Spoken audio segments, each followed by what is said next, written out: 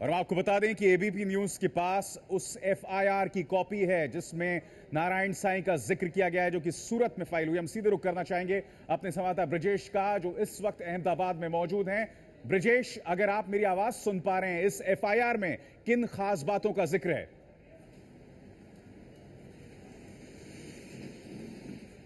अभिसार, मैं सबसे पहले एबीपी न्यूज पर दर्शकों को ये एफआईआर की कॉपी दिखलाना चाहूंगा। ये एफआईआर कुल 5 पन्नों की है। यह एफआईआर दर्ज की है 30 वर्षीय उस युवती ने, जो कि आसाराम के बेटे नारायण साईं के अत्याचार का शिकार हुई है। इस एफआईआर के जो 5 पन्ने हैं, उसमें बड़े विस्तार से उस युवती ने अपने शारीरिक शोषण के बारे में सारा कुछ लिखवाया है। ये लिखवाया है कि किस तरीके से नारायण साईं ने जबरदस्ती धाक धमकी, यानी कि धमका कर जो है लंबे समय तक शारीरिक शोषण करता रहा, किस तरीके से पूरी प्रक्रिया से युवती गुजरी और फिर आखिरकार कैसे उसने हिम्मत की पुलिस के सामने आकर अपनी शिकायत दर्ज कराने की। अभिषार, मैं बता दूं कि यह जो एफआईआर है वह कल सुबह लिखी गई थी सूरत पुलिस की तरफ से, और इसके आगे की जानकारी मैं अपने दर्शकों के लिए दे दूं कि सूरत पुलिस ने इस युवती का 164 का जो स्टेटमेंट कहते हैं, जो कि जुडिशियल मजिस्ट्रेट के आगे करवाया जाता है, जो कि कोर्ट में एविडेंस के तौर पर गिना जाता है, उस स्टेटमेंट को करवा दिया है। अभी थोड़ी देर पहले यह प्रक्रिया पूरी हुई है, यानी कि जुडिशियल मजिस्ट्रेट की कोर्ट में 164 का जो स्टेटमेंट होता है वह स्टेटमेंट भी रिकॉर्ड हो गया है। जहां तक अब मैं बताऊं कि क्या कहा है उस युवती ने अपनी शिकायत में, उसमें उसने विस्तार से इस बात का जिक्र किया है कि किस तरीके से दिसंबर 2001 में पहली बार नारायण साईं ने इस युवती से तब संपर्क किया था जबकि सूरत के जहांगीरपुरा में आसाराम और उनके बेटे नारायण साईं दोनों का सत्संग था।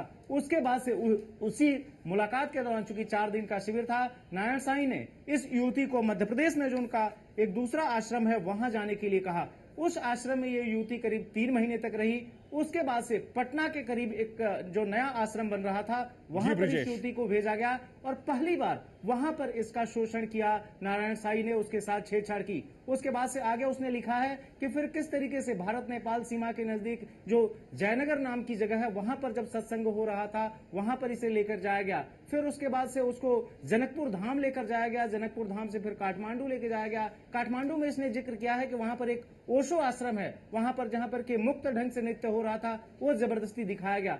उसके बाद से फिर वहां से मुंबई लेकर जाया गया। मुंबई से फिर जब यह सूरत आई है युवती, जहां पर कि उसका घर है, वहां पर पहली बार एक तरह से कह सकते हैं कि नारायण साईं ने छेड़छाड़ से आगे जाकर बलात्कार किया इस युवती के साथ। न सिर्फ बलात्कार बल्कि उसके पहले अप्राकृतिक यौन संबंध भी बनाए और यह सारा कुछ जबरदस्ती किया, मारपीट करके की। उसके बाद कि ब्रजेश, आप हमें बता रहे हैं कि एक बार नहीं, इस लड़की का यौन शोषण एक बार नहीं बल्कि कई बार किया है। ब्रजेश, हम आपके पास इस रिपोर्ट को लेकर लगातार आते रहेंगे, तो आप देख सकते हैं कि कितनी गंभीर बातें इस एफआईआर में की गई हैं। और आसाराम की मुश्किलें यहां खत्म नहीं हो रही। उनके बेटे की हालत आपने देखी, अब आसाराम के लिए नई मुश्किलें सामने उभर कर आई हैं।